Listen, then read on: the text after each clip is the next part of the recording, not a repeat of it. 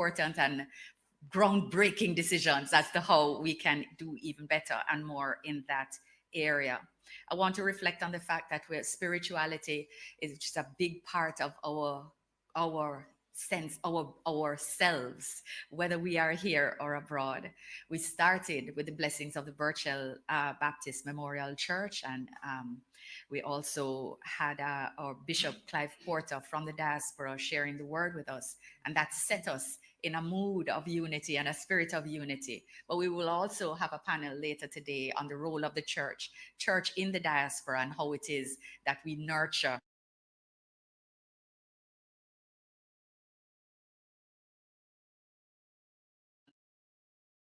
our key sponsor, our legacy sponsor, brought Pichi Pachi to life for the diaspora, and they will never be the same because they are now reenacting bits of the script.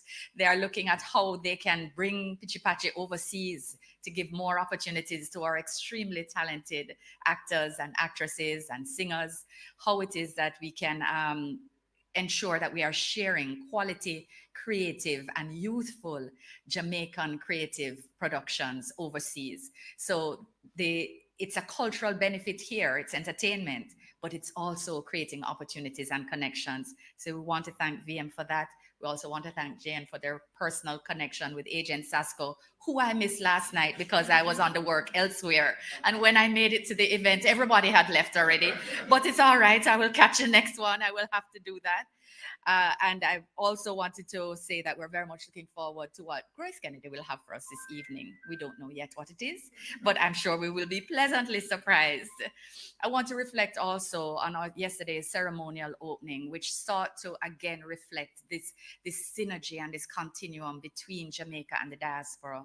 We had our Prime Minister sharing strong reflections on Jamaica's history, our current context, and our vision to deliver on Jamaica's promise, and where it is and how it is that partnership with the diaspora fits into that. We had it also taking place in the context of the presence and remarks of the leader of the opposition, and we had our young people bearing flags for the 17 sovereign countries where our populations reside and who are represented here at this conference.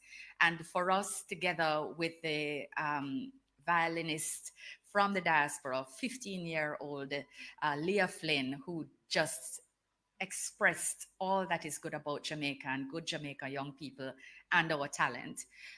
It symbolized every aspect of what is good about diaspora engagement.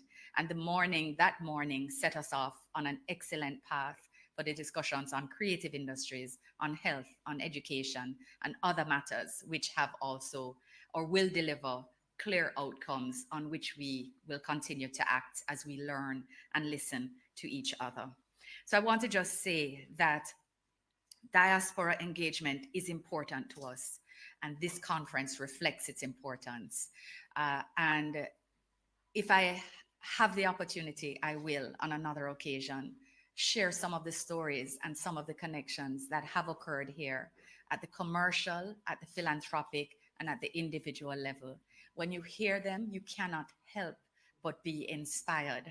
And I just see Andrea Dempster-Chung, who was one of our panelists on the creative panel, with clear, pointed and targeted suggestions as to what we can do more and better together. And I hope you're having outreach and links on the Culture app, etc., because the fact is that here is where decisions are made about what we can do together. And it is something to behold. It is something to celebrate. Dr. Dixon, I want to thank you again for giving us the opportunity to share more, because there is indeed so much to share. Thank you again once more. And thank you to my team, my PS, my Minister of State, and the entire Foreign Affairs team, and our ministries, departments, and agencies that have worked so well with us in the biggest marketplace ever, with the most sponsors ever. Thank you to everyone. It's been an amazing experience so far.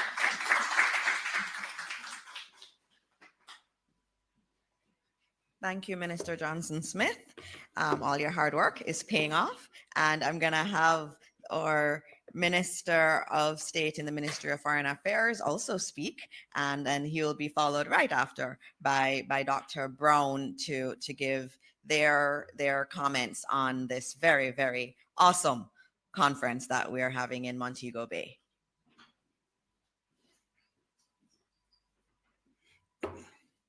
Thank you so much, Minister.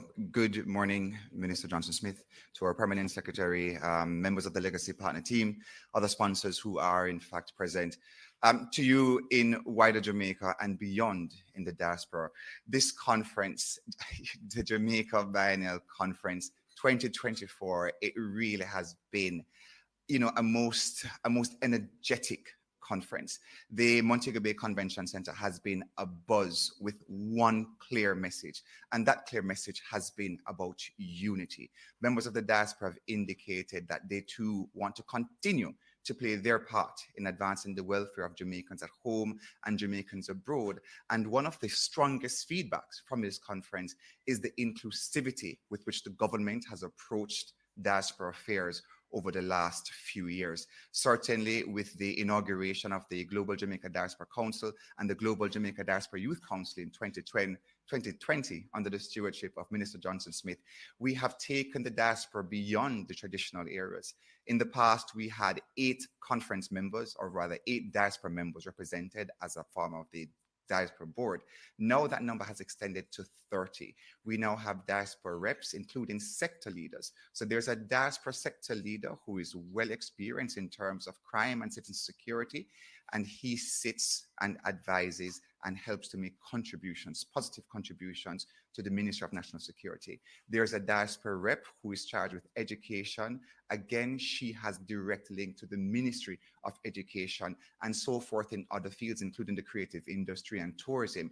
And so these are some of the changes that we have made as we have extended the 8-member advisory board panel to now a 30-member global diaspora council that includes non-traditional areas. You'd have heard Minister Johnson speak about the African continent. You'd have heard her mention in terms of the Far East as well, including Australia, the Caribbean, including Latin America as well. So that has been the outcome of listening to our diasporans across the world as to how it is that we can have greater inclusivity. With inclusivity, that means there's a spirit of unity, not fragmentation. And at the conference, we have been speaking with one voice, and that voice is Brand Jamaica, protecting Brand Jamaica. Long after Minister Johnson-Smith is gone, long after I have gone, our permanent secretary, members of the opposition, members of the government, Brand Jamaica remains. And we must all play our part to protect Brand Jamaica in that spirit of one voice, one Jamaica, united and not fragmented. And so those are some of the positive feedbacks coming out of the conference. In terms of the marketplace has seen government at your service, including members of the private sector. So governments, agencies, departments who have been represented, PICA, for example, and the RGD. The RGD has been dealing with in terms of citizen heritage and tracing and birth certificates.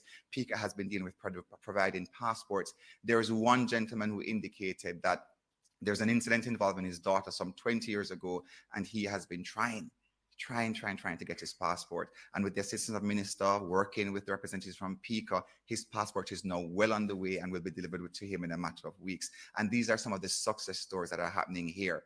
So part of the promotion for this conference was explaining to the diaspora, come here, you can meet with government agencies, departments, you can meet with the private sector. Members, for example, have now been speaking with Victoria Mutual. They have been speaking with Jamaica National, how to invest in Jamaica, how to secure their mortgages. NHT is also represented.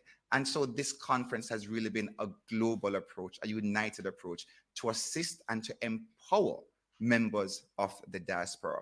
As we continue with the schedule, we've noticed some of the key discussions coming out of it and some of the targeted areas, great suggestions around education, great suggestions around agriculture, great suggestions around improving the health industry. We've also had great recommendations, including citizen security, and the list continues. Hart also did a wonderful presentation that was well received yesterday, speaking about skills training as the cornerstone, or rather skills training at the heart of Jamaica's growth and development.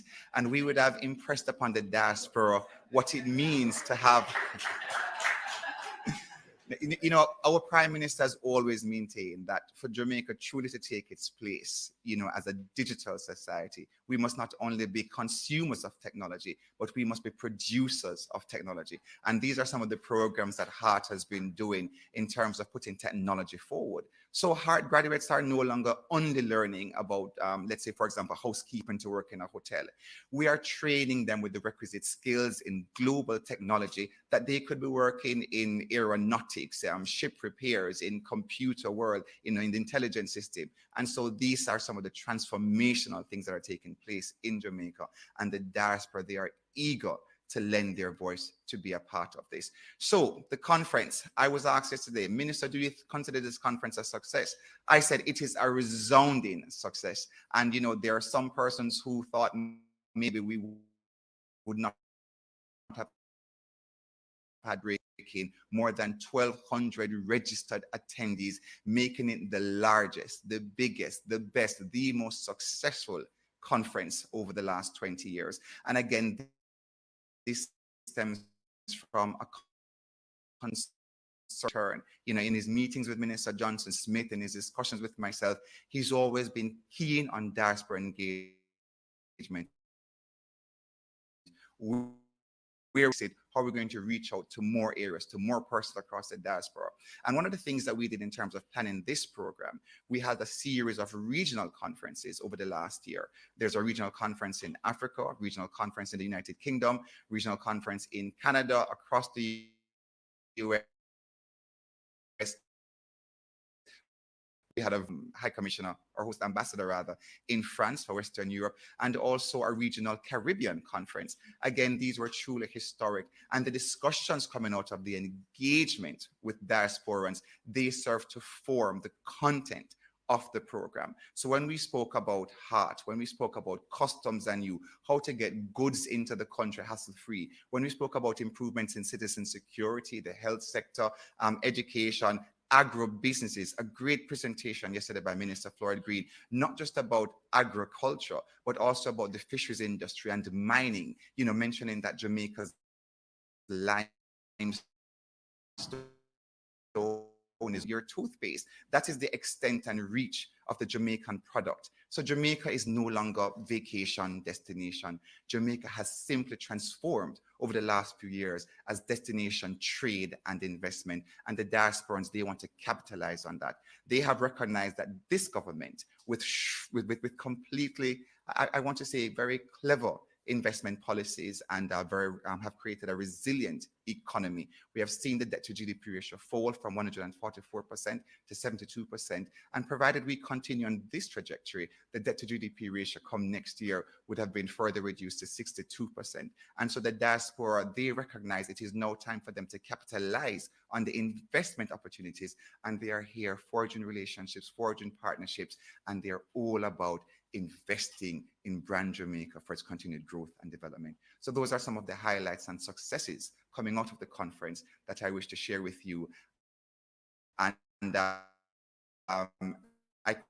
could say one consideration that we are looking at to come out of this conference is developing a sort of agro-StockX market where persons, if you live in France, and you know that you really want to invest in the agricultural industry, but you can't own a farm or you don't have time to plan actually what should grow, you're concerned about safety and security. How do we create an investment pool, an investment portal to invest in the agro businesses whilst you can be in France, you could be in Ghana and just watching your money grows along with the beautiful trees and food right here in Jamaica. I thank you so much for your time. Cheers.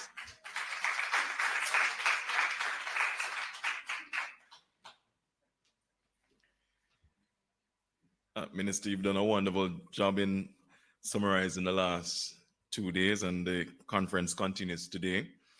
Good morning, everyone. My name is Dr. Kevin Brown, President of the University of Technology, but I'm also one of Jamaica's most recent returnees. I've been spent 23 years in the United Kingdom. I'm now back, just 8 months, and it's a pleasure to be home. But I must also start by thanking the Ministry of Foreign Affairs and Foreign Trade for giving me the opportunity to serve as the chair of the program. While I was in the United Kingdom, I was also actively engaged in the diaspora. If there's anyone out there that is questioning whether Jamaica's engagement with the diaspora is effective, and if we have truly created a bridge between the government of Jamaica, the people of Jamaica, and the diaspora, well, I think I stand here as a testimony that it actually is working and that we have a structure that has, to my mind, positively contributed to Jamaica's development. And what do I mean by this? The Diaspora Engagement Project started around 2004. And I have been involved in the Diaspora Project in the UK specifically since 2006 as a youth diaspora leader. I was young once.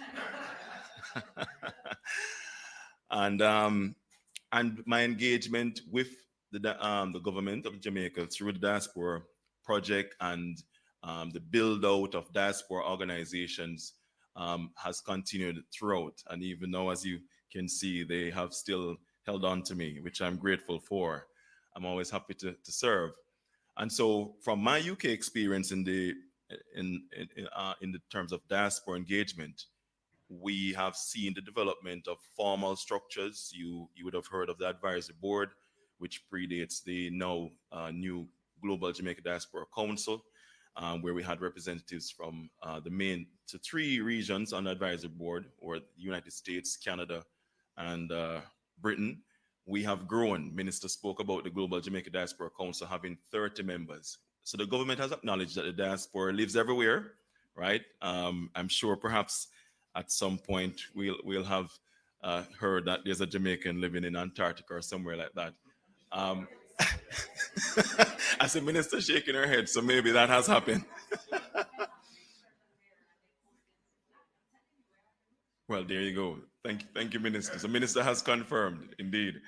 And so what we're seeing from the government is a recognition that we are truly a global migratory society that will continue, and that the engagement now is deepening. I'm not going to sort of summarize the conference because I think Minister Johnson and Minister Johnson Smith and Minister Terry Long did a great job. What I want to highlight is that beyond the conference, there is impact. And the impact is not just about inviting the diaspora to continue to provide remittances, which is significant. And it's not just about inviting the diaspora to invest in the country. And we are investing, the diaspora is investing significantly. But we are also shifting now to how can we engage the human resource of the diaspora, the human capital? How can we tap into the best and brightest minds overseas and bring them home, like myself, or they stay where they are but still engage in a meaningful way? And so I just want to say that the shift now is about brain gain. For many years, we have spoken about the brain drain, and indeed, we lose a lot of Jamaicans. The data shows that 80% of Jamaicans with tertiary education leave Jamaica. 23 years ago, I was part of that statistic. But what we have now is a commitment, I believe, by the government to engage Jamaicans who have significant professional experience to either come home or to continue to contribute. And these conferences are a forum for that networking and for those opportunities to be explored. And as Minister stated earlier, we will have the launch of a diaspora portal, which will further that engagement.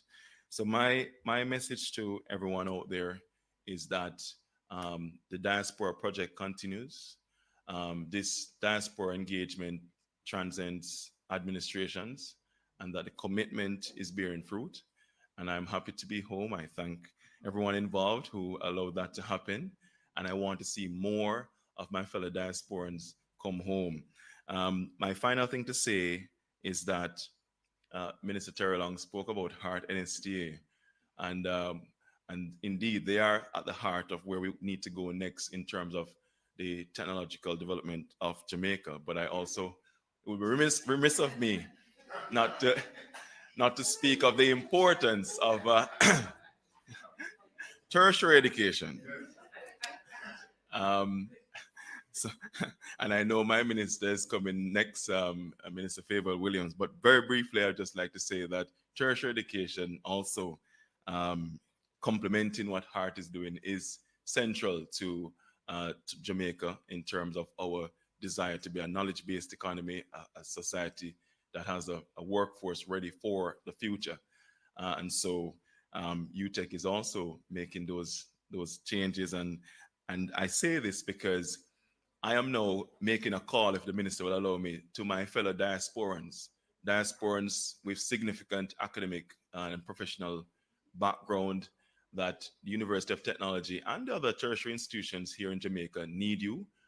We need your expertise.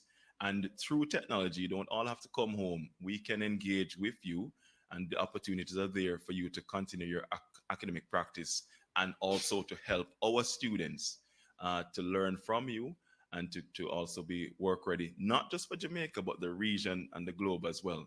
So I want to thank the government of Jamaica, our legacy partners.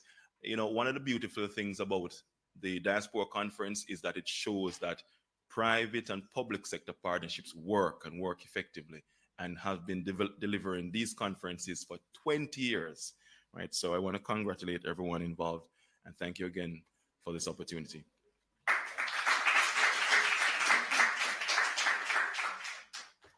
Thank you very much, Dr. Brown, for that plug of UTEC and also of the diaspora. You're a great example of the diaspora returning home and contributing in such an important way, which is running our national university. UTEC is our national university and is one of the premier institutions providing the kind of technology, digital kind of workforce that we need. And so we thank you for your work in the diaspora. We also thank you for still loving Jamaica as much as you do, to leave that fabulous life that you had and to come here and to serve your country. We do appreciate it.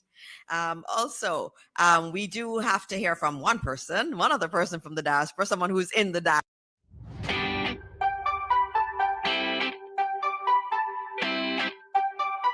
For a few minutes on the Diaspora Conference, how he has seen it. And this is Mr. Hugh Simmons, who is the chair of what I would call, in terms of our parlance, it would be, you know, of the culture committee, but it is really the chair of the arts, sports, and culture committee of the Global Diaspora Council. And he's here. Many times when we think of the diaspora, we think of the support we get in education, in healthcare, but we actually get a lot of support in other areas. And the creative industries is a critical driver of our economy in that area. And so we have Mr. Simmons here, and he will say a few words, and then we will open it up to the questions from the media. And media, remember, you have the legacy partners here too. You know, I know Courtney Campbell would love to answer why he still supports us after all these years. So I'm going to invite Mr. Simmons to come and speak to you for a few minutes.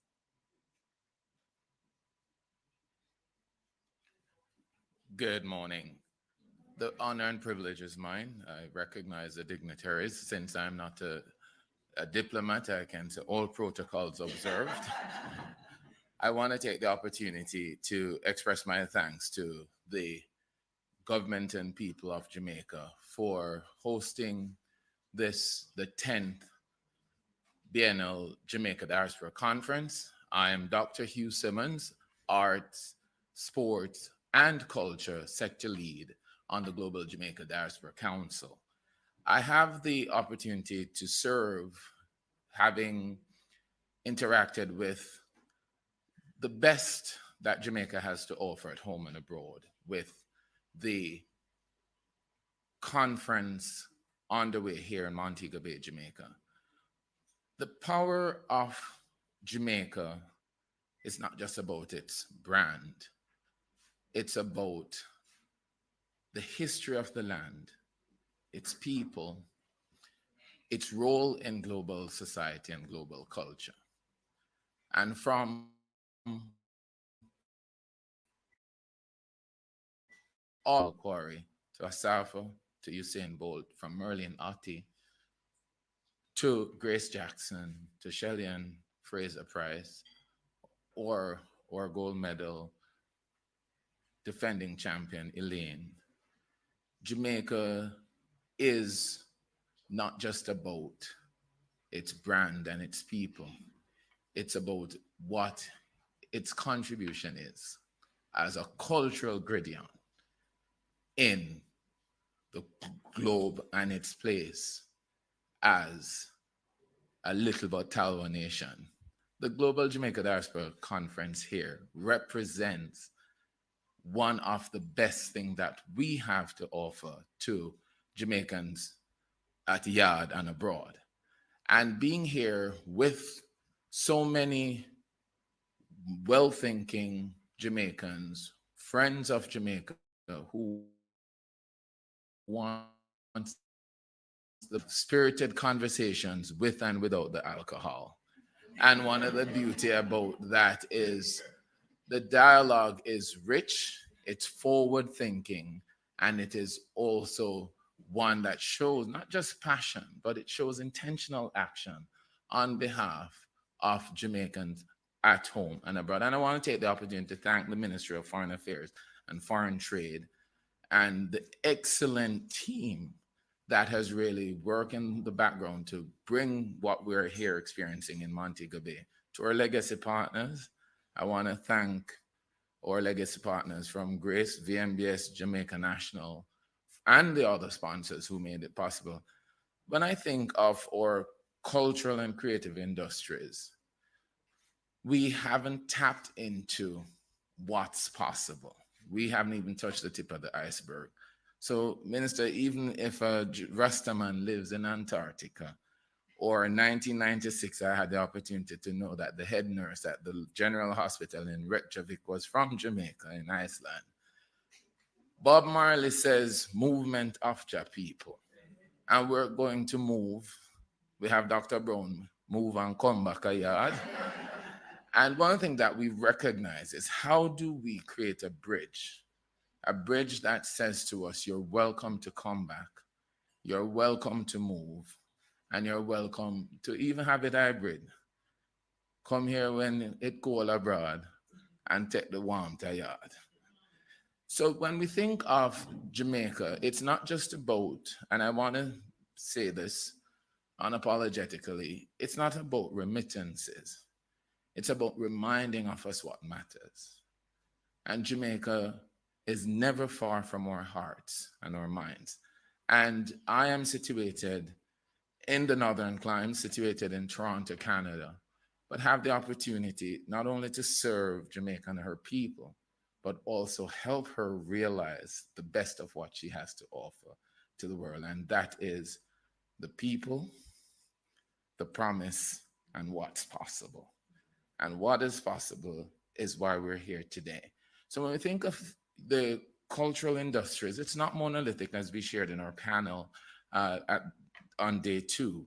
It is actually multi-pronged. And my hope in working with members of the diaspora and the government of Jamaica is to build on the cultural mapping that UNESCO started, and the government and civil society, and really engage our Jamaicans to say what really matters when we think about our music. You know, we have a Bob Marley Island in Asia, and we just had the screening of Bob Marley movie earlier this year. What has that done for brand Jamaica? It has just reminded people that not only that are we Talawa, but the beauty is that we always remind, we have a bus out sometime. I remind people we're still here. And when I say that, I want us to understand in the sense of the vernacular. We always hear, not now go on a yard, and we have to go abroad.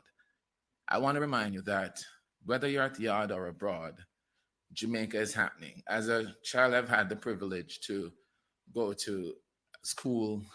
I attended a high school. I don't say I go to school. I attended Clarendon College, and I remember having to, thank you, represent my school internationally and attending meetings of Alumni Association. It took me about 2.5, 3 hours to get to Kingston on a minibus at that time.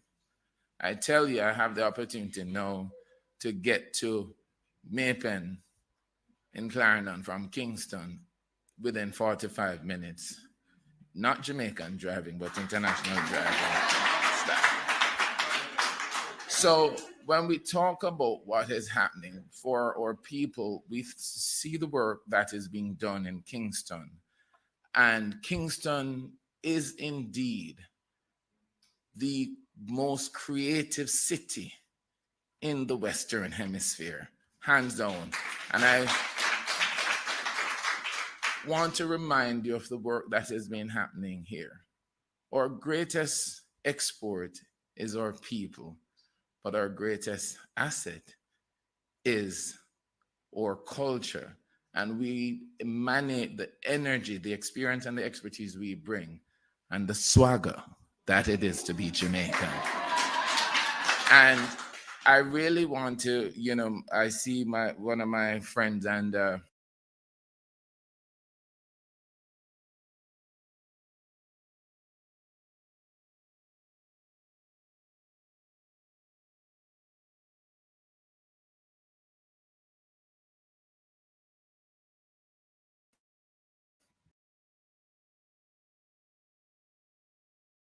Jamaican who come back a yard, Andrea Dempster Chung here from Kingston Creative. And I want to commend her and the team for bringing back the essence of what Kingston, Jamaica is. There are about 7 Kingstons globally, but there's none that compares to Kingston, Jamaica. And I'm here in the second city, Montego Bay, Jamaica, having the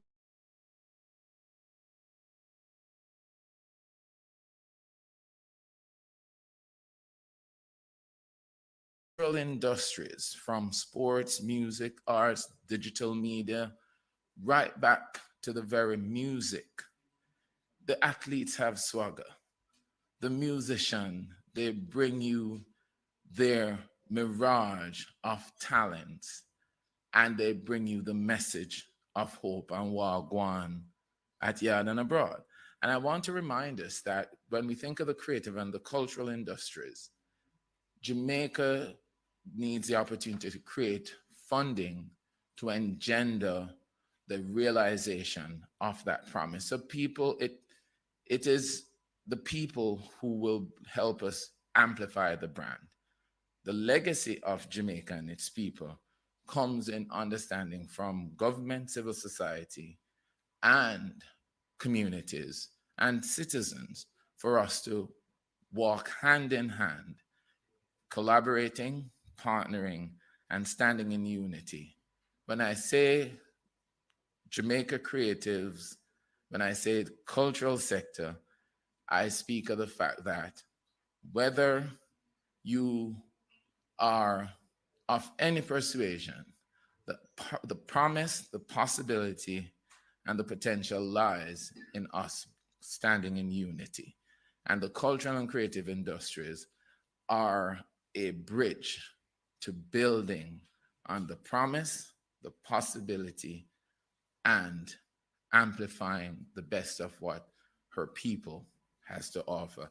I thank you for the opportunity to share, and I invite you to reach out to the members of the Global Jamaica Diaspora Council, and I make myself available so we can have that spirited conversation with or without the alcohol. Thank you.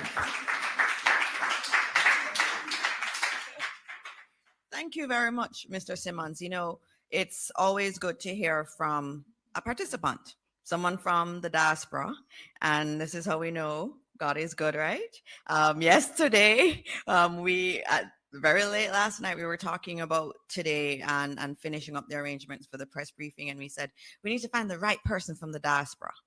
And I was walking out, and there is Andrea, and then there is Hugh, and we got to talking. And I was like, tomorrow morning at 8 a.m., you need to be here. And you are the perfect person to be here this morning and talking about what this conference really is about. And so, ministers, legacy partners, or PS, you see why we have to continue doing this. I mean, this is testament to why this has value. And so I thank you, Mr. Simmons, for being here. And I now invite Minister Johnson Smith back to the podium to take some questions. And I have to note, Minister Favour Williams has some important things to speak about. She will be joining remotely via Zoom. I know some of the individuals in this room have to leave for the conference, but she will be joining via Zoom and she will be taking questions from the media also. So once these questions are finished on the Diaspora conference, we will then quickly move to Minister Favour Williams, Minister of Education and Youth. Minister Johnson Smith. Thank you, Minister Mars Dixon. And before I take any questions, there is something that I very much forgot to say. We had, hold on, stick up in. Minister Williams to speak first? No. Okay, just making sure, as I just saw her pop up on the screen. Yes, I'm sorry, I thought I might have misunderstood. But we've been focusing quite a bit on investment and diaspora investment and partnership. But there's a very foundational aspect of the diaspora, which I did not mention before, and it has been a feature of our conferences, and that is diaspora giving. Not remittances, which is family to family, but giving to schools, to communities, to health sector. And this is reflected institutionally in our Diaspora Day of Service, which this year takes place tomorrow with 17 projects across 6 parishes. We have 8 in St. James, clearly because most people are here, so they are found, which range across community development, healthcare, and educational sector. And in the education sector, it ranges from care packages and wellness and motivational speaking to actual engagement and provision of educational material. We have food for the poor that is here, building a house for a destitute family of 5. And persons have been engaging and joining in the projects, so registering throughout the week so that they can be a part of any of these 17 projects. So we have 1 in Portland, 1 in Kingston. We have a couple in St. Anne, a couple in St. Elizabeth. And as I mentioned, 8 in St. James. The math you can work out.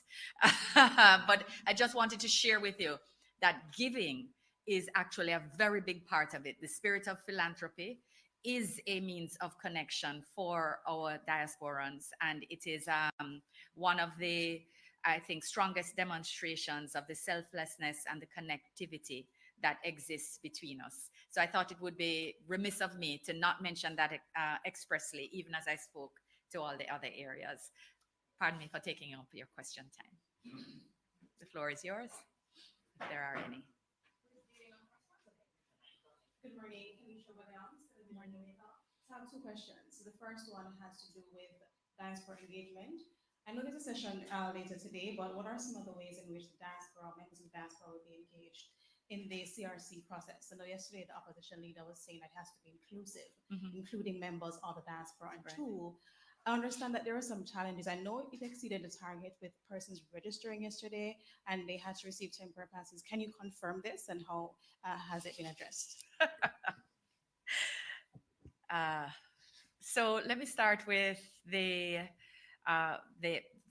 matter of diaspora engagement, which is the process in which we are currently engaged, and on the CRC in particular. So there's a panel on constitutional reform. Minister Malahoo Fort and members of the CRC will be conducting a panel, going into details, taking questions. But there have also been sessions that have been held virtually and in the diaspora, where we have been sharing. Minister Malahoo Fort, when she has traveled on official business, has made the time to engage with the diaspora and to take questions and to share information about what has been happening in the Constitutional Reform Committee and hearing views on where the diaspora thinks things should go. So the conversation is happening. It is, and I thank you for the question because it gives me the opportunity to tell Jamaica that the conversations are actually happening and will continue to happen. So the diaspora is a part of the of our process, as and not just in word, but in deed.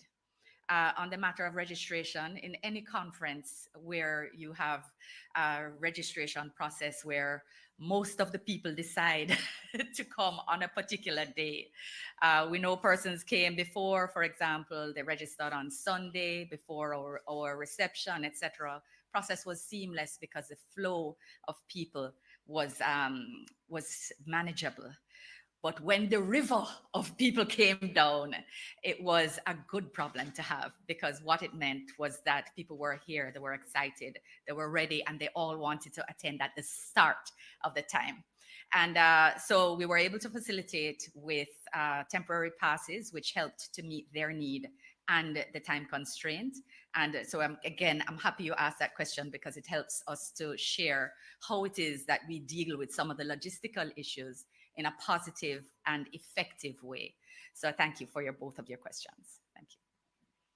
Good morning. Morning. Horace Hines, Jamaica Observer.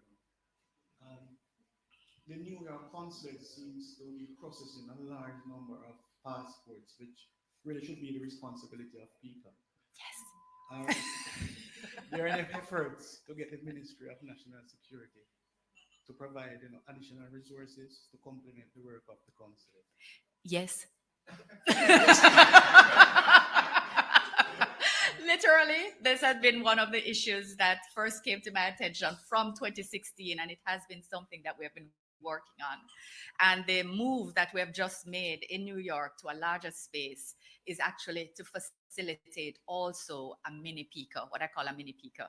Because what happens is that the Ministry of Foreign Affairs staff facilitates in the consulates PICA support. We have 1 or 2 PICA resources, but we also have to facilitate because the volumes are so high, and that reduces the time that we're able to spend on other consular matters. So it is labor of love and always carried out to the best of our abilities, but the volumes are just very high. And there's increased appetite among our Jamaicans overseas to get that passport, to get their children's citizenship, and to get their children's passports.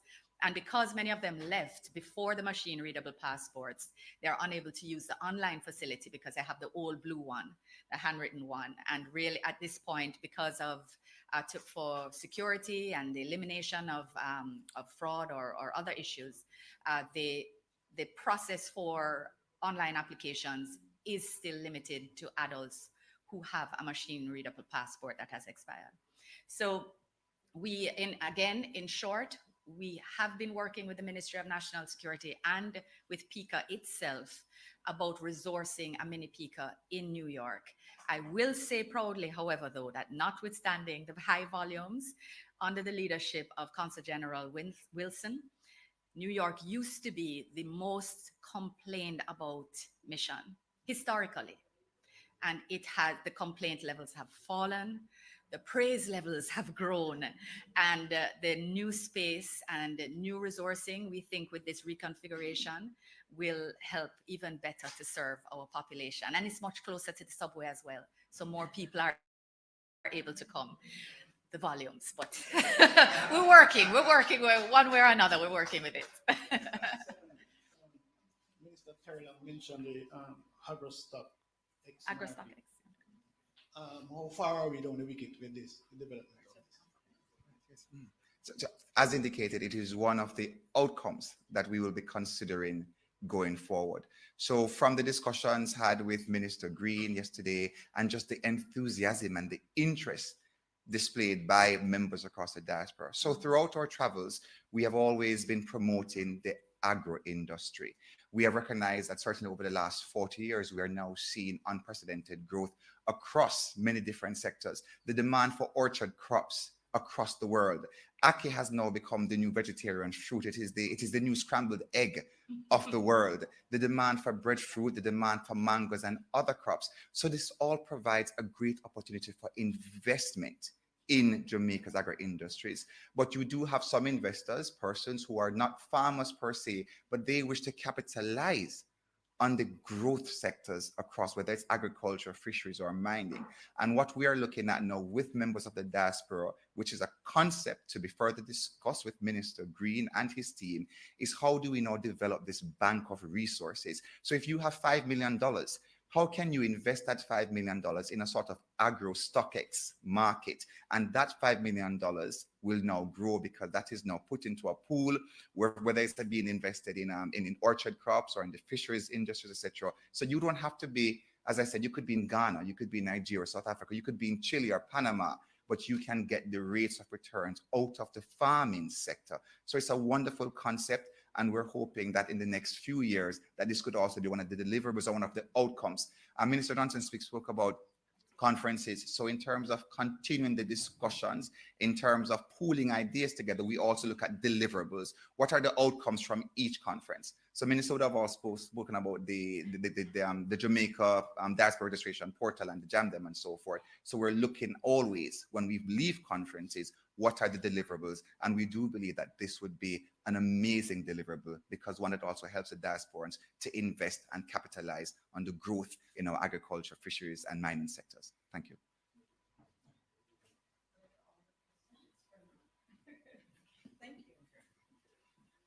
Right, thank you, ministers. It seems as if we don't have, oh, there's one more. Oh, okay, go ahead.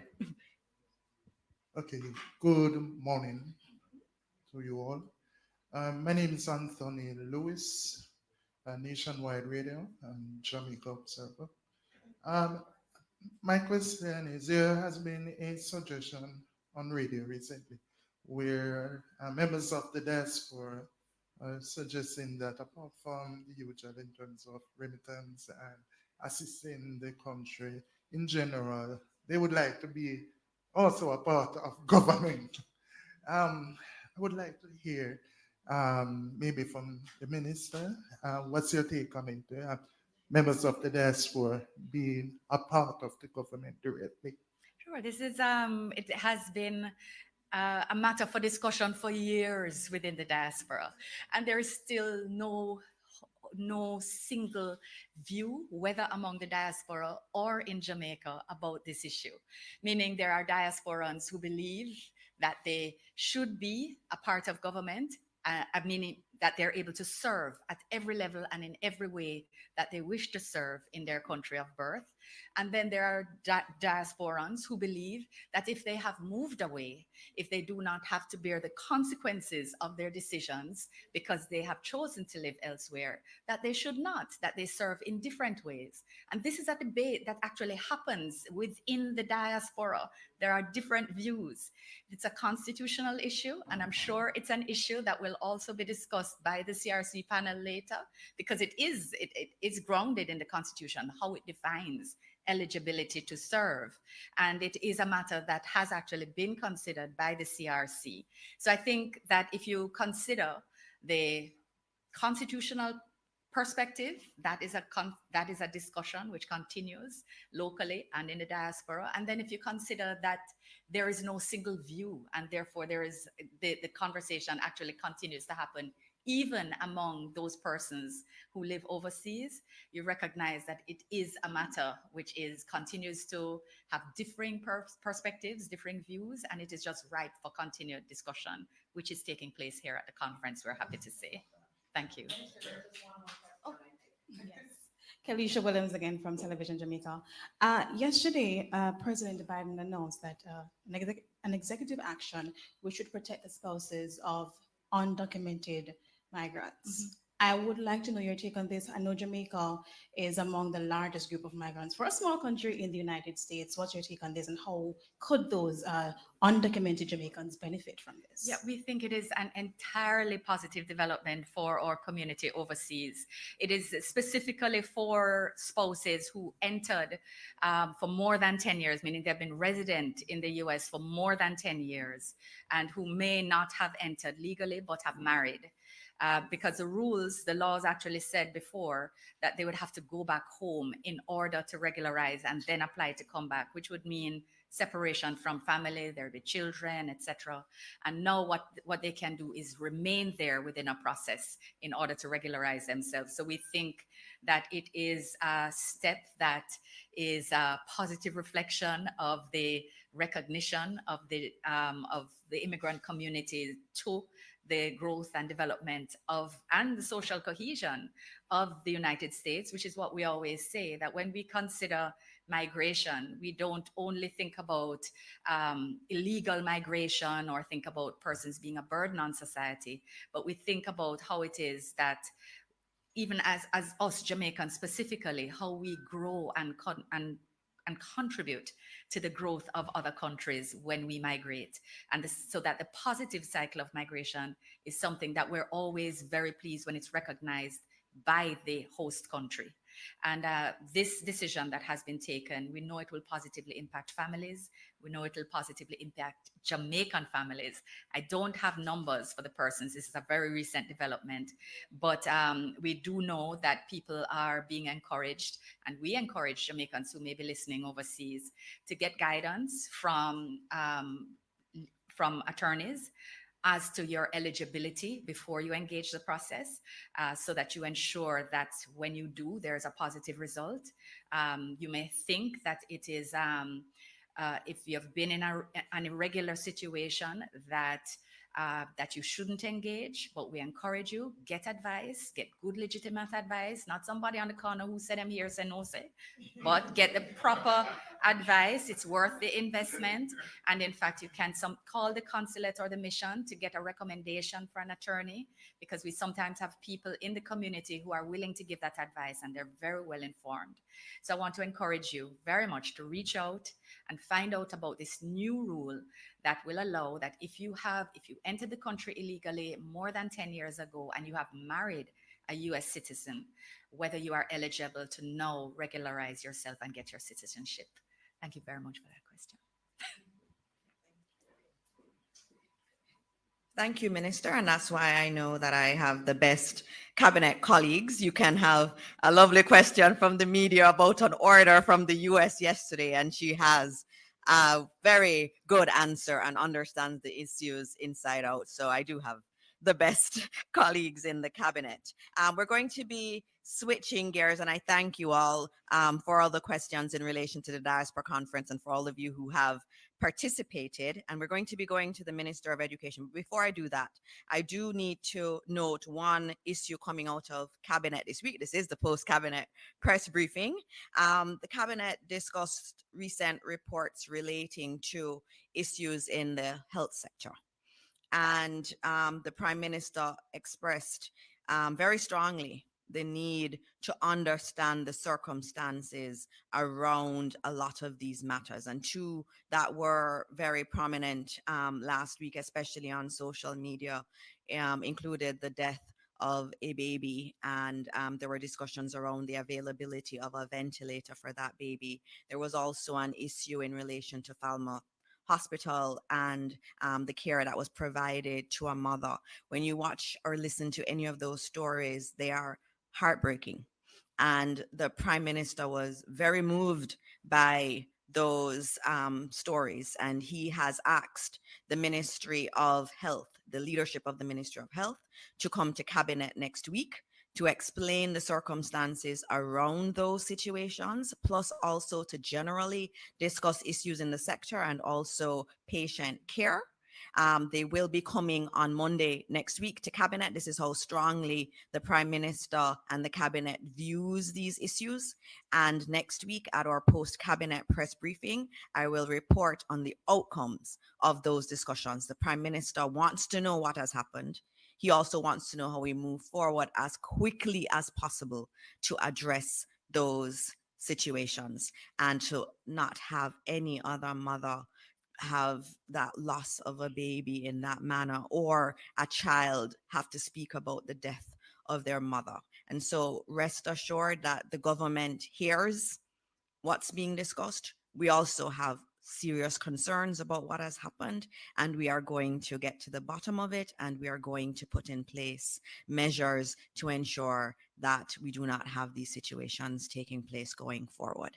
And so we will discuss that next week. And so I now move on to Minister Favour Williams, who has been waiting so patiently to brief you on some very important education matters. Thank you, Minister Williams. Over to you. All right, thank you so much. Allow me to begin by acknowledging my colleague ministers, Senator the Honorable Dana Morris Dixon, Minister Kamina Johnson-Smith, and Minister Terry Long. Let me as well greet our newest president of UTEC, Dr. Kevin Brown. Thank you for taking up the call to return to Jamaica. Let me acknowledge the respective teams from across the various ministries, including the Ministry of Education and Youth, members from the media, legacy and current diaspora partners and sponsors, members of the diaspora, and Jamaicans all. Happy Wednesday and a good morning to everyone. But let me say a very special good morning and best of everything to all our grade 4 primary school students who are sitting the PEP, Primary Exit Profile exam, today and tomorrow.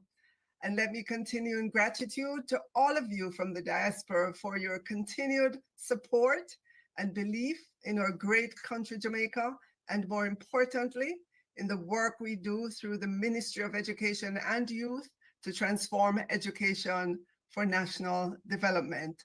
So I will begin with a very exciting announcement this morning.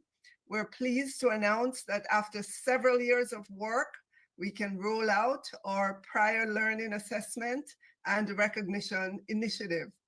The best way to explain this exciting initiative is to consider the following example. Imagine you've been providing care for elderly persons in their homes, and you have been doing this consistently for the past 10 years. You've gained very useful experience in how to care for the elderly.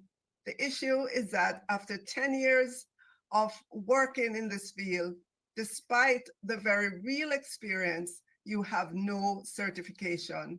This program, Prior Learning Assessment and Recognition, would allow your 10 years of experience to be assessed, and recognition, or credits, as they would say in the United States, would be given, and you would know where on our national qualification framework your experience ranks.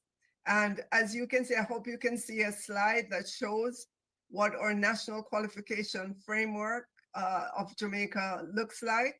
It aligns general education with technical and vocational education, with occupational degrees, with tertiary, and now we're able to include prior learning assessment and recognition for lifelong learning. This initiative that we're rolling out is also applicable to our thousands of young people who may have acquired very good experience in various areas of work and have no certification. The prior learning assessment and recognition allows our young people to gain recognition or credits for the skills and knowledge they already possess, and as such enhance their educational and career opportunities. The good news is you don't have to start over. Your years of experience can be recognized under this program and mapped into Jamaica's national qualification framework, which itself is mapped to the national qualification framework in countries such as the US. And best of all, through the Jamaica Tertiary Education Commission, JTEC, an entity of the Ministry of Education and Youth led by Dr. Black, it ensures compliance with standards and gives guidance to employers as they do the assessment against the national qualifications framework of Jamaica. So we look forward to the full implementation of this program. We know that there are many in Jamaica for whom it's applicable, and we want them to get on with their journey for education. We move now to our Aspiring Principals program. It's a very exciting program of which we are quite pleased. We're happy to announce that last Friday, we graduated 55 classroom teachers who indicated they aspire to be principals. This program prepares classroom teachers to be principals. You must be successful in order to be considered. The areas of study include areas such as school financial and administrative management, instructional and community leadership. The program is delivered in partnership with the University of the West Indies and is a postgraduate level program. Congratulations to all the principals, to all the classroom teachers who are now aspiring principals. Good luck in your endeavor. We did graduate in terms of, when you look at the gender, 41 females and 14 males in our system. We move on to another, and I'm going to say again, exciting initiative, and that is our parent mentors. We're pleased to announce that as we complete the school year, we have some 85,890 parents who have accessed our parenting program, the largest number of parents ever to do so. You will see on the slide the variety of seminars that parents had access to, and these included topics such as being a supportive parent, building self-esteem in children, being a present parent, emotional and mental health. Those are just a few of the seminars that were offered. We are delighted that so many parents made the effort to participate in one or more of these seminars. Our goal for the next school year, which begins in September, is to have another 85,000 parents participate. Those who have already done so, they can always come back again and take other seminars. And you can see we have a wide variety of topics up there. Additionally, it was only last week that we added a new component to our parenting program. It is called Men Who Mentor. Last week, we welcomed 150 men into our Men Who Mentor program. As you know, here in Jamaica, our boys are at greater risk of being left behind for a number of reasons. We know that our boys learn differently. We also know that our boys need male role models to guide them and to help them stay on track. Men Who Mentor will participate in training modules that are designed to enhance their parenting skills and empower them to mentor the next generation of men and eventually fathers. Through programs like these, we know we can have the positive impact on families and communities across the island. And finally, we want to let you know, as our diaspora, of our Transformation Ambassador program. We are beginning the rollout of that program. It is a change management initiative designed to inform stakeholders of the changes to come under the Education Transformation Program, to receive feedback for improvements. We're formally launching our Transformation Ambassadors program to include all sectors of education and the larger society, including the diaspora. We call on you to be ambassadors for our education sector. We know you do a lot already in our schools, and we thank you so much for all that you've been doing over the years. In closing, I want to invite you all to become active and vested participants in transforming education for national development. This is going to span 8 years. We've already completed 1 year. It is not designed solely for those in the education sectors. We want all stakeholders to come on board. We want you to help us spread the good news in our sector, and more importantly, to join in what we do. After all, it's the collective effort of each of us that will move the education sector forward. Again, I state that our commitment remains to our students, our teachers, our families, board members, auxiliary staff, and everyone who work at transforming our education sector for the good of our country. Thank you so much, and I am so pleased to be able to participate in this morning's post-cabinet press briefing and to let you know what are some of the things that we continue to do in the education sector under the banner Trend, Transforming Education for National Development. Thank you so much.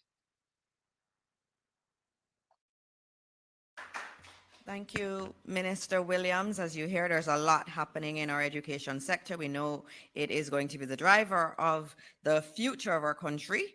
And I know almost every week, Minister Williams has very exciting news to give up post cabinet. And that just says that she and her team are working really, really hard in addressing the issues that we have in the sector. I'm not sure, are there any questions from the media for Minister Williams? I mean, those initiatives are very clear, and I hope you do put them on radio, television, and in the newspapers, because those are very important things, from the parenting to the mentoring, the men who mentor.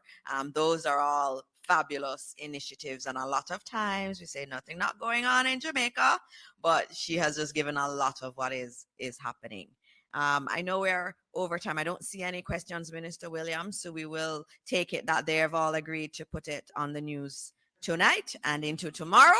That's what I get from it. And I would have to close out our session for today. As I said, next week we will be back at Jamaica House. Oh, there is one question. Okay, sure. And it's for Minister Williams or generally? Minister Williams. Okay, go so ahead. the Men Who Mentor program, I would like to know how persons who are interested could access it. Okay, thank you for that question. Our National Parenting Support Commission is the lead entity with that. They have their information on their website, numbers, email, access, and they would be the entity through which you indicate your interest in the program. All right. Thank you. And we have a special guest who has a birthday today. I'm told, Jeannie Robinson Foster.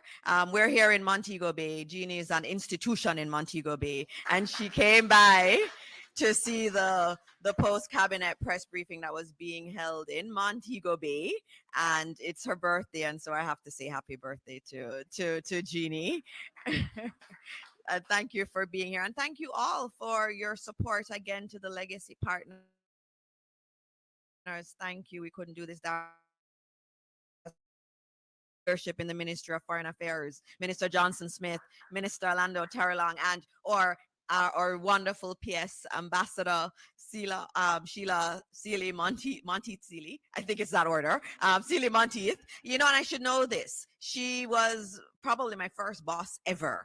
I was an intern in the Ministry of Foreign Affairs, and she took me in hand, and I learned so much about being a graceful and a very professional person from her. And so I know that this would have been a fantastic event with you as PS in that ministry. And so I do recognize you for all your work you do, and thank you to the entire Ministry of Foreign Affairs team. I cannot not say thank you to the GIS team.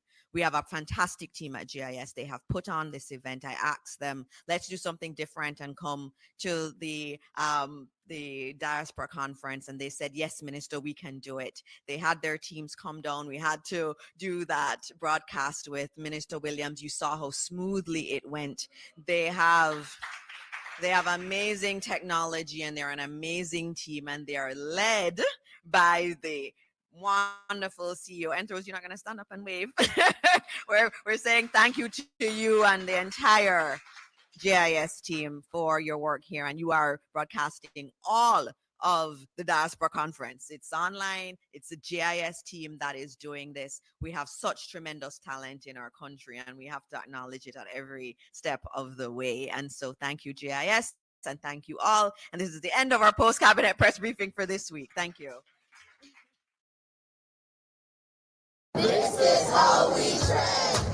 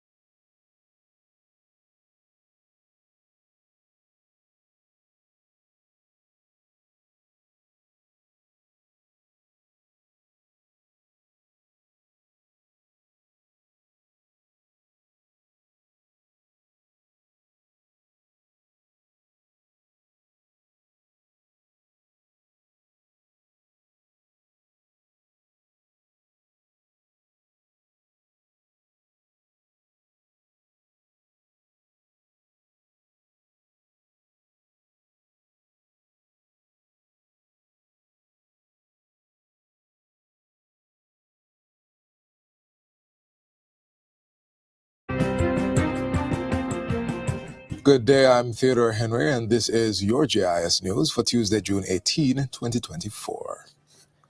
Jamaica is ripe for investment.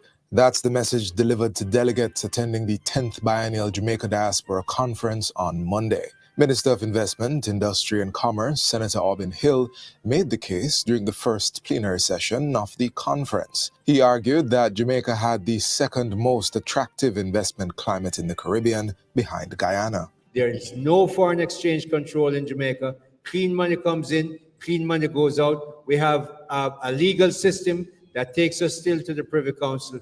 You can't get a better place to do real estate. Look at our infrastructure. 20,000 hotel rooms going up, another 2,000 in the next 6 months. This is the place to invest. Chief Executive Officer of VM Finance Limited and VM Overseas Offices Group, Leighton Smith, also made the case, insisting that Jamaica's trade policies and strategic location make it ideal for business. It affords them the opportunity to gain access to markets. CARICOM, you're talking about the United States. So depending on where you are, let's say, for example, you're in continental Europe, and you may have a bit of challenges in getting to the United States or even Canada, then how about coming home? Because we have the perfect landscape. The Diaspora Conference wraps up tomorrow, June 19th. Meanwhile, investors are being urged to make use of the information and services within the Ministry of Industry, Investment and Commerce to improve the ease and cost of doing business in Jamaica. The urging comes from Portfolio Minister Senator Aubin Hill, who was speaking at a recent JANAC Chief Executive Officer breakfast and rebranding function. Get on the website of the Ministry of Industry, Investment and Commerce. Look at our 20 agencies. If you want to do free zone business, you look at Jamaica Special Economic Zone Authority. You want to register. Company, you can sit in your office and do it from the Company's Office of Jamaica. Jumper is there to help you with investment. You want to start a business and get some hand-holding, go to Jamaica Business Development Corporation, and all of that is there to help you before you even start spending legal fees. So we really want to reduce your cost of doing business in Jamaica. Back at the Diaspora Conference, a significant donation was delivered to the Ministry of Health, a 40-liter atmospheric water generator. The device, which is valued at approximately $2,000, was contributed by the Jarrett Foundation, based in London. It was formally handed over to the Health Ministry's Permanent Secretary, Dustin Bryan, on Monday. The innovative device promises to provide a sustainable water source for health services. It will pull another 30 liters of water out of the air. There is no plumbing needed, no pipes needed, no anything. The government will be investing $6.31 billion into the rehabilitation of agricultural research facilities over the next 6 years. This investment represents phase 2 of the Rehabilitation of Research Centers project, which was launched on June 13 at the Bodles Research Center in St. Catherine. The central objective of the phase 2 is to ensure that all our research centers are seen as centers of excellence, to ensure that they facilitate the government's drive to contribute to economic growth, development, import substitution, and employment generation. The research, training, and administrative facilities will be upgraded for use by scientists, extension officers, and agricultural training institutions. At Bodles, the work will include construction and renovation of a dairy parlor, warehouse and storage space, a mature paddock, cattle handling facility, scale house and clerk office, as well as the feed mixing facility and administration building. 4 additional research stations will be impacted by the project. They are Top Mountain in St. Andrew, Orange River in St. Mary, Hounslow in St. Elizabeth, and Montpelier in St. James. Commuters are being advised to exercise caution while engaging ride-sharing apps until there is legislation in place to properly regulate the operation of this evolving transport mechanism. On June 4, the Transport Minister Darrell Vaz had announced plans to ban ride-share apps for an initial 1-year period while the sector's operations are reviewed and regularized. But in a release to the press on Friday, the ministry advised that, to date, only one telecommunications company had responded to a letter requesting a restriction on access to these apps to effect the ban. The delayed response from that company requested supporting legal documentation that indicates the authority to implement such restrictions, while the other telecoms provider is yet to respond. There is therefore no ban in place. Coming out of that, Minister Vaz says intervention will be made to establish regulation that prevents telecommunications companies from denying a request from the government which seeks to protect national security. The Transport Minister says he will be engaging his colleague ministers of National Security and Justice and the Cabinet to work on this. In the meantime, the government has taken a decision to allow local ride-sharing companies to continue operating, while the Transport Authority continues to develop the regulatory framework for the industry. And finally, the Myco University College Child Assessment and Research in Education Myco Care Center is now registering students for its annual summer intervention program. It will run from July 8 to 25 at 2 locations, 5 Manhattan Road in Kingston and 2 Royce Street in St. Anne's Bay. In addition to literacy and numeracy remediation, the Kingston program will introduce a new component focusing on computer technology. Meanwhile, the St. Anne's Bay program will offer children the opportunity to explore their creative side through art and craft activities. Director of the Myco Care Center, Dr. Sharon Anderson Morgan, emphasizes that the summer intervention program provides a nurturing and non-judgmental environment for students. Key features of the program include small class sizes and personalized instruction to ensure each student receives the attention and support necessary for their development. Parents and guardians are encouraged to take advantage of this opportunity. The registration deadline is Wednesday, June 26. For additional information, interested persons may call 876-929-7720 for Kingston or 876-972-1174 for St. Anne. And that's it for JIS News Today. I'm Theodore Henry. Thanks for watching.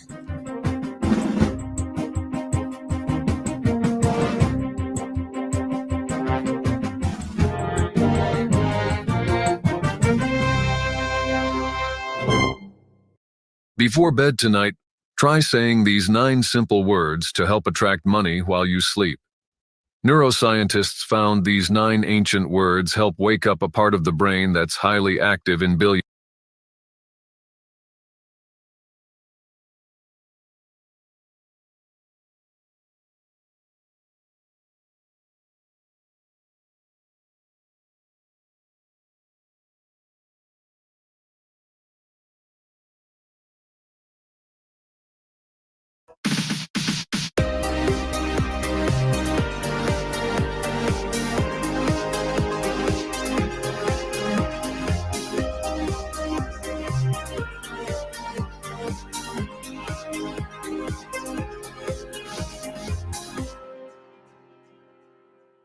I remember when he used to take me up to his farm, his coffee farm in Mavis Bank in St. Andrew, and we would help him pick coffee on the farm, and then we would go to the spring afterwards to wash the coffee and to bathe in the spring water and drink the spring water.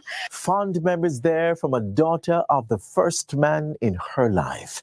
It's Father's Day, and we want to wish all fathers a wonderful day. This is your day, your day. Happy Father's Day to you. Hello and welcome to this special edition of Jamaica Magazine. I'm your host, Adrian Atkinson. We have a wonderful lineup just for you. Don't go anywhere.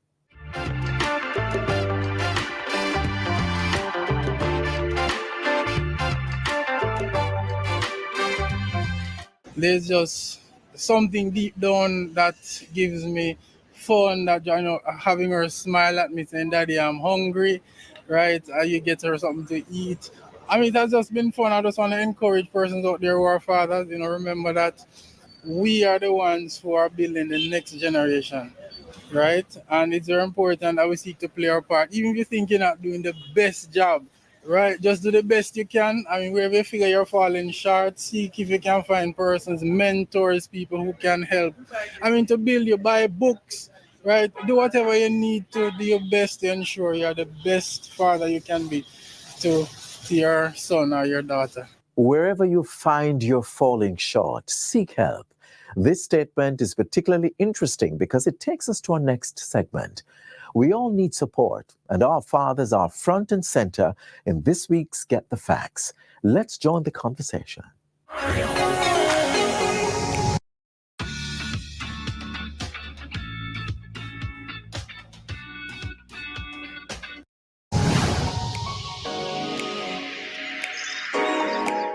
Welcome to Get the Facts, the show that gives you information on the latest topics. I'm Theodore Henry. Today's show is it's a special one, as it is a Father's Day show, and it's dedicated to, you guessed it, fathers.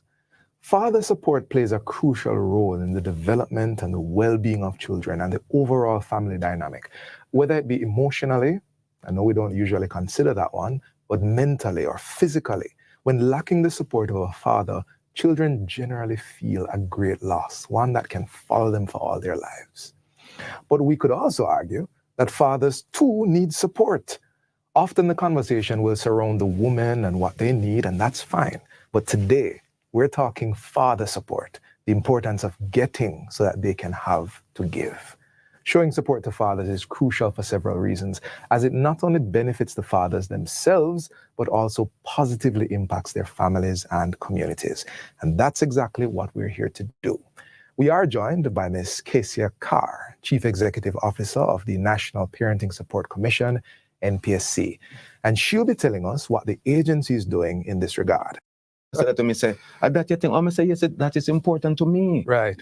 Not to look like. Yes. Yes, it's the first relationship a girl will have with a man. First and the basis. That's right. Absolutely. It sets the foundation. And for a boy, it's going to teach what to navigating life, understanding how to treat women, understanding what it means to respect yourself, what it truly means to be a man.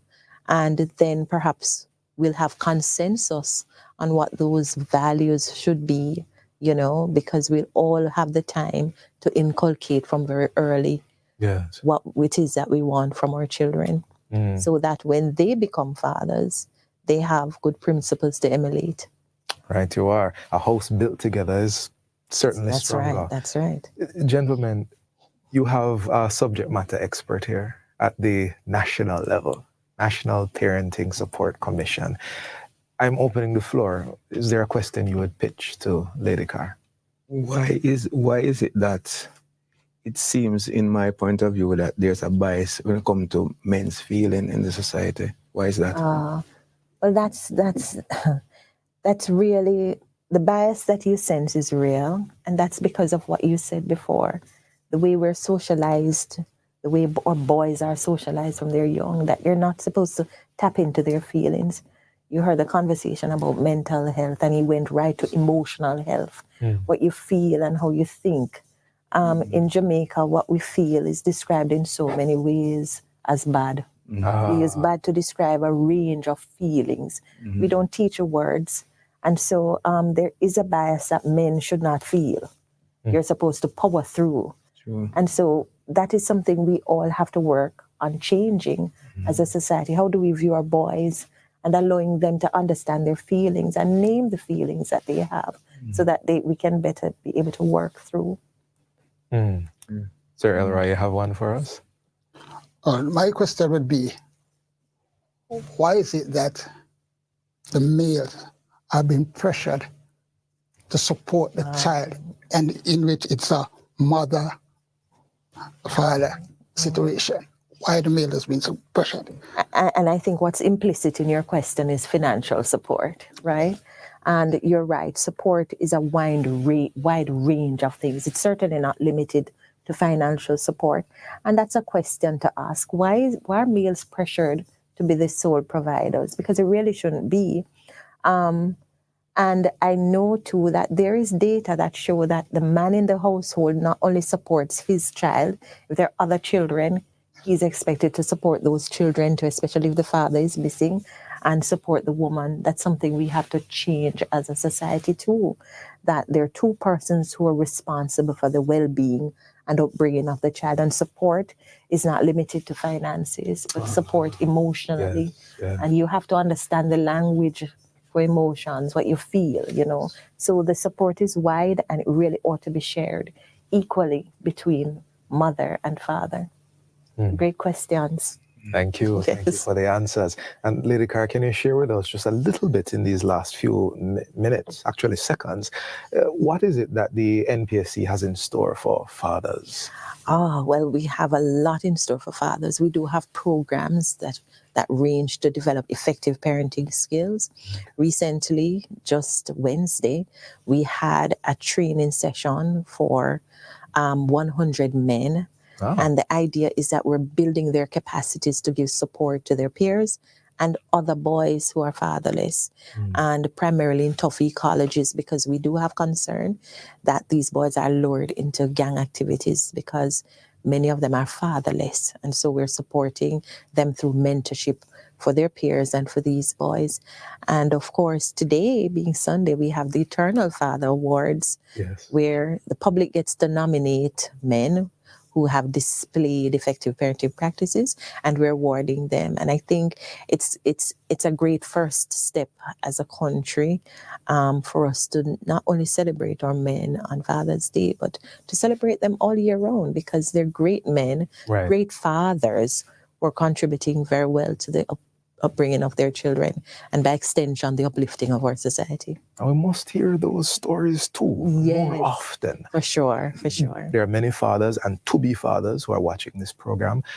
If I can ask all three of you to just give that one bit of encouragement you'd like to leave with our audience, starting with Lady Carr, working our way to Sir Carr. Fatherhood is a journey. It's a very important journey as well. It never stops. It starts from conception and it goes throughout. Under law, it will say by age 21 when they're adults, or 23 if they're in school.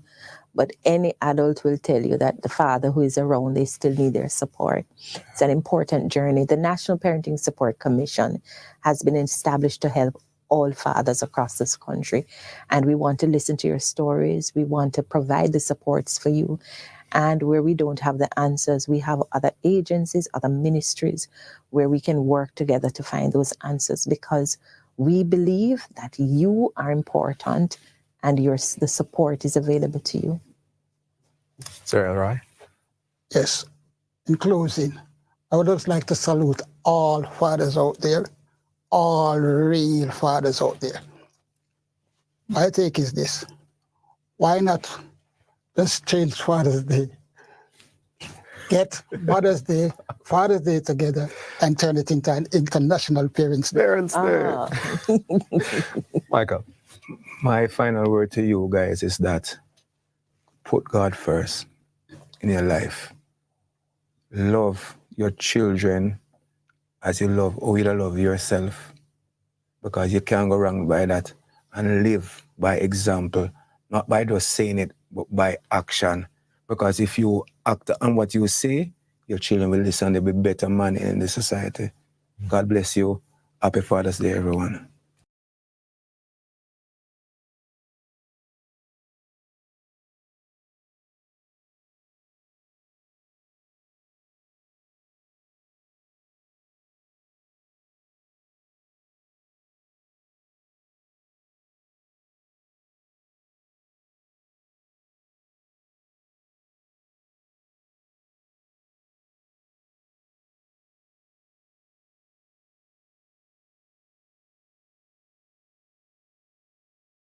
Administration and Audit Amendment Number 3 Act 2023 was piloted by the Minister of Finance and the Public Service, Dr. the Honorable Nigel Clark. He says the fund seeks to buttress and strengthen the government's disaster risk management framework, given the vulnerabilities that Jamaica faces from more frequent and intense natural disasters, as well as economic shocks. What we hope to have is a stabilization mechanism, a counter-cyclical buffer to which the government of the day can turn to in the event of such natural or non-natural disaster. One of the central economic lessons from our history is that we have to always be creating, maintaining, improving, and increasing fiscal buffers that allow us to endure and recover from economic shocks. The bill, which was approved in Tuesday's sitting of the lower house, identifies the sources of financing and the conditions under which withdrawals may be made from the fund. It is important to note that the NNDRF is not meant to replace or displace the role of the National Disaster Fund established under the Disaster Risk Management Act, which has like an entirely different purpose for mitigation and preparedness, rapid early response, and recovery. Government is moving forward with plans to establish a transportation system for students in rural Jamaica. Transport Minister Darrell Vaz says it will cost the government approximately $11 billion annually to adequately fund this. To achieve this objective, it is estimated that an annual subsidy of $10.623 billion will be required to adequately provide the rural school transportation system, the actual implementation of which is expected to be private sector driven. We have received support from the Ministry of Education for this initiative, and it is now to engage the Ministry of Finance and the Public Service as to how to fund its implementation. The Transport Minister was making his sectoral presentation in Parliament earlier this week. It is estimated that households in rural Jamaica spend more than $8 billion each year on transportation for students attending primary and secondary institutions. Minister Vaz says while the government may not be able to afford a full rollout of the system over the short term, it could be operationalized in phases. Because I believe that where we are now, we can plan to even implement it on a phase basis. Because $10 billion a year is not sustainable in the immediate future. The government is embarking on a massive vehicle removal program island-wide. Minister of Local Government and Community Development, Desmond McKenzie, says the National Solid Waste Management Authority will carry out the exercise through the use of 4 newly acquired cranes. You have garage operators who have taken over the streets, operating garage 24/7 without any respect. It is difficult, especially for those persons who are physically impaired and disabled, to access our sidewalks because used car owners take them over, garage operators take them over. It is creating a nightmare. And I call on the country to unite in this effort to rid our streets of this kind of danger. In the meantime, Minister McKenzie is acknowledging the NSWMA's efforts to tackle the national challenge of plastics disposed of improperly. The agency is administering a plastic separation and collection drive that currently involves 69 communities across the country. Over 500,000 pounds of plastic have been collected so far. This critical initiative will be expanded this year and will be supported by a dedicated assignment of 10 tipper trucks units. This is a vital complement to the work that is constantly being done to clear waste from the gullies and drains, of which plastic is a huge component. Preventing plastic from entering our waterways is of even greater importance as we enter the hurricane season. The local government minister has announced that the last of 50 garbage trucks promised for this year are on the way. 10 of these trucks are already here, and the remainder are on their way. Their deployment across the regions will lift the standards of service to a new level. This will go beyond the general improvements in public cleansing. Minister McKenzie was making his contribution to the sectoral debate in Parliament recently. He reveals that the 50 compactor trucks previously procured for the NSWMA enabled the agency to collect more than 1.1 million tons of solid waste during the fiscal year from April 2023 to March 2024. 8 of these trucks are being exclusively used to address garbage collection backlogs. State Minister of Education and Youth Marcia Smith is urging students to resist the use of tobacco products amidst the growth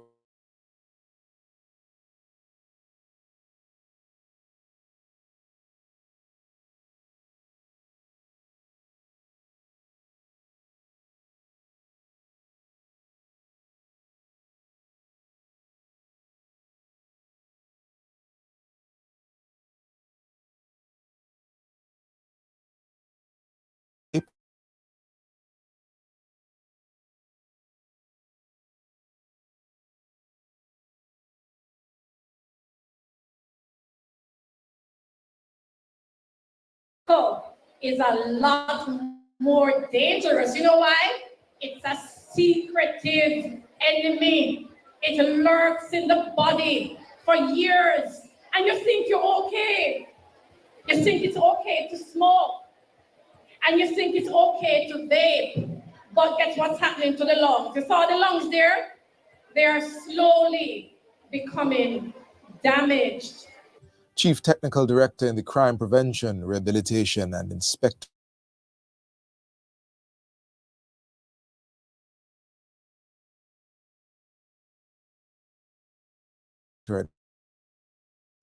Policy Division to addressing the matter.